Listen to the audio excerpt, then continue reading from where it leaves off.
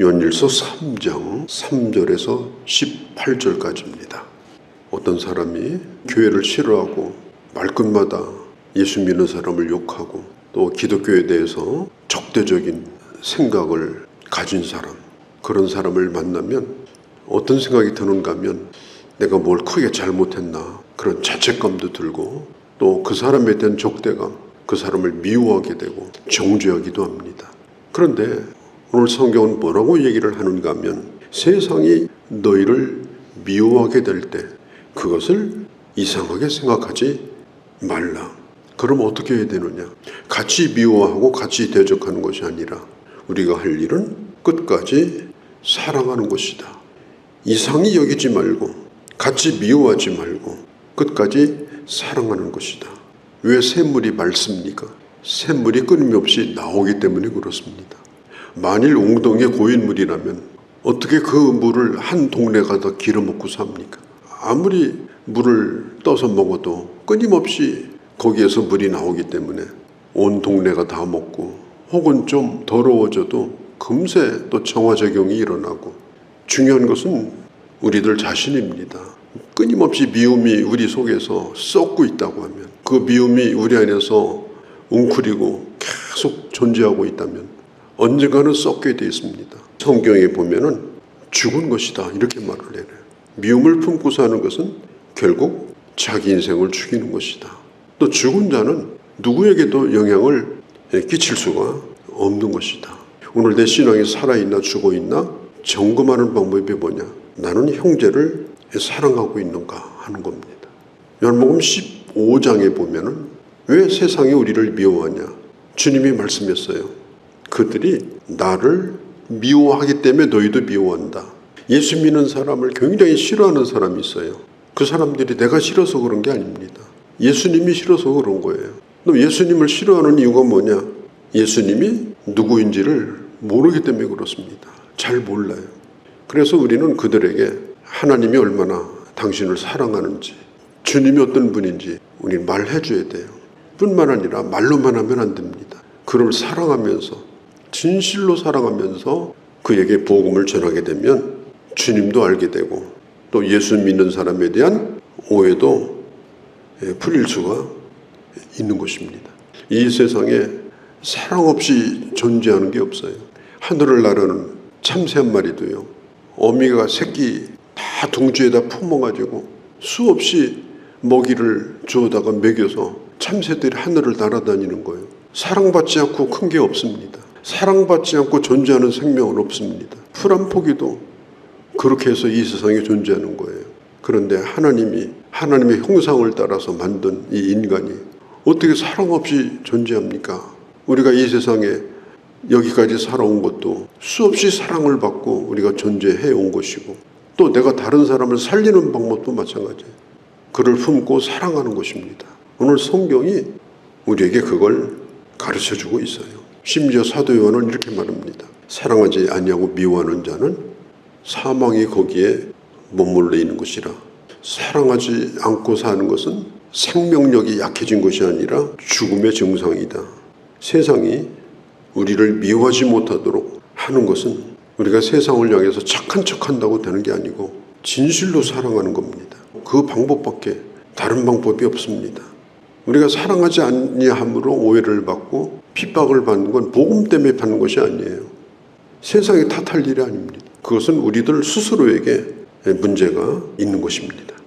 사랑은 빛과 같기 때문에 빛이 들어가게 되면 어둠은 사라지게 되어 있습니다. 아무리 캄캄한 사람도 사랑을 베풀면은 그 심령이 밝아지게 되어 있습니다.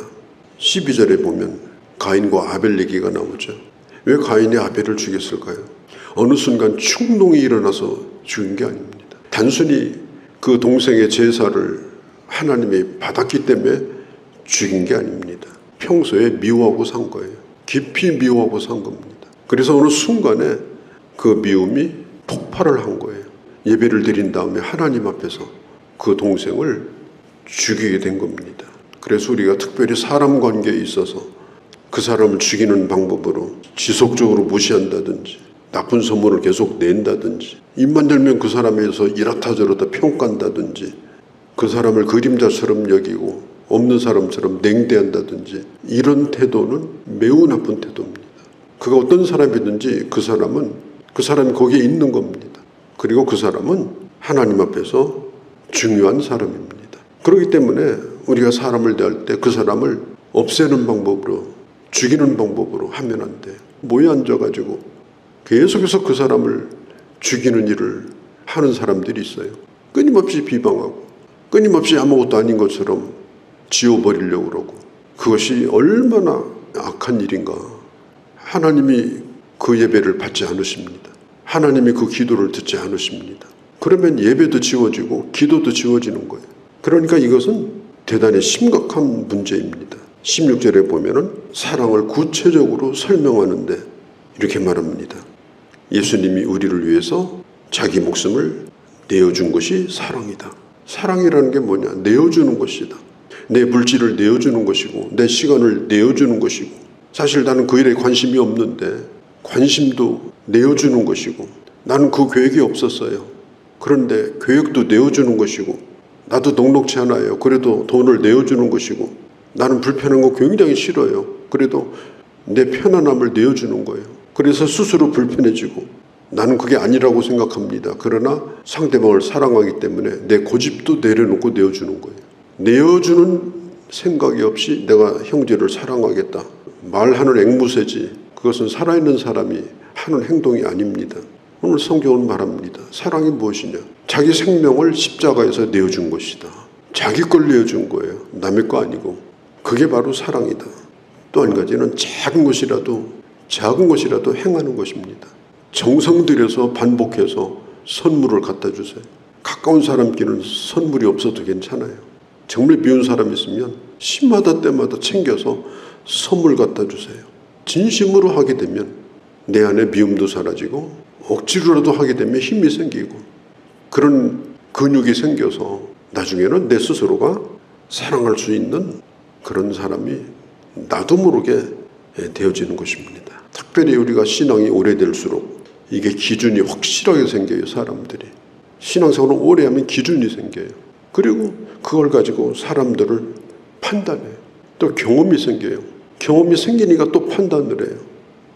그것도 얼마나 빠른지 몰라요. 신앙생활을 해서 진심으로 사랑하는 걸 배워야 되는데 이게 전혀 잘못된 것으로 사람이 변해가고, 그러다 보니까 예수 안 믿는 사람이 볼 때는 욕을 할 수밖에 없는 사람이 되고, 욕 먹어야 마땅한 사람이 이게 되는 겁니다.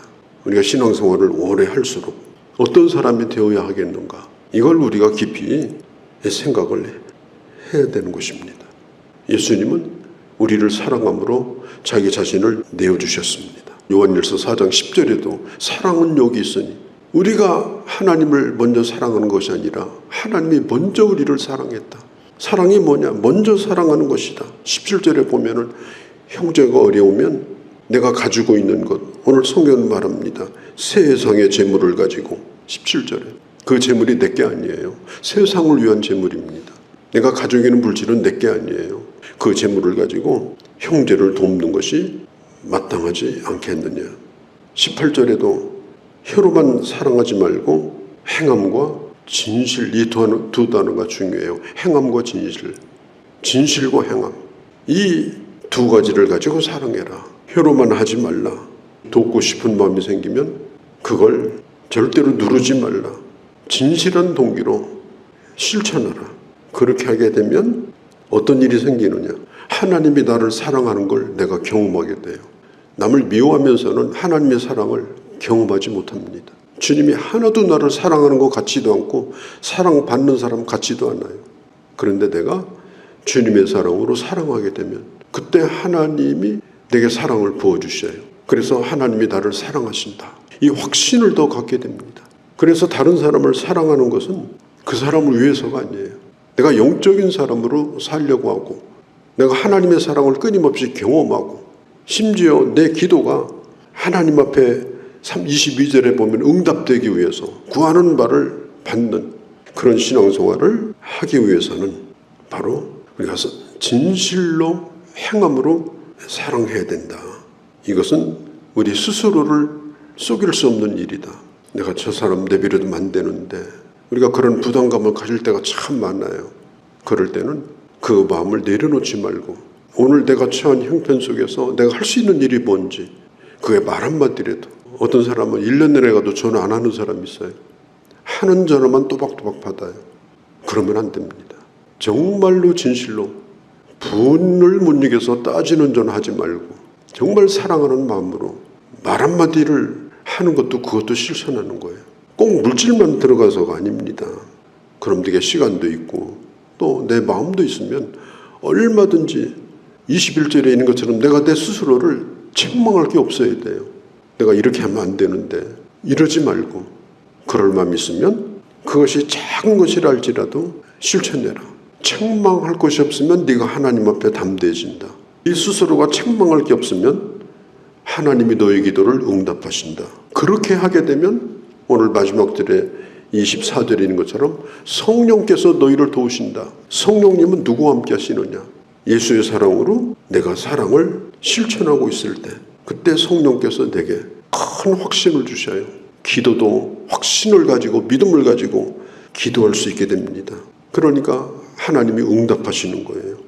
그러니까 따지고 보면 우리가 이 사랑한다고 하는 이 말은 그 사람을 위한 게 아닙니다.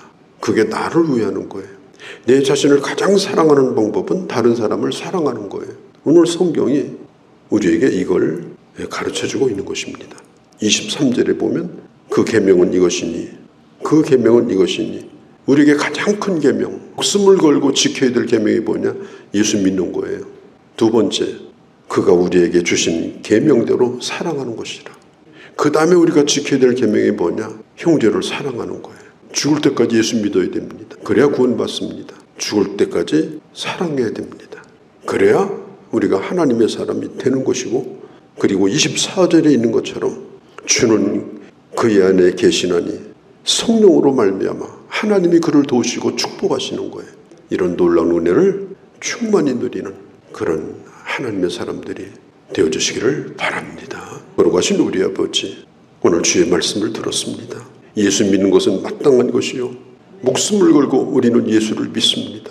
그리고 큰 확신 가운데 우리는 믿음 안에 있기를 원합니다.